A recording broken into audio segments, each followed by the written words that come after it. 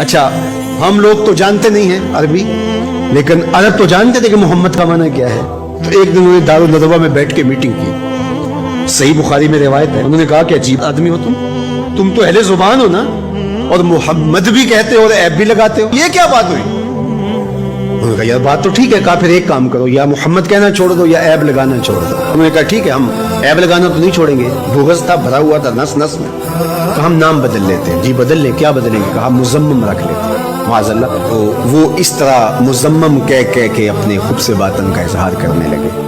تو کسی صحابی نے سنا، دل دکھا، حضور کی خدمت میں آیا کہ حضور وہ مزمم کہہ کے گالیاں دیتے ہیں.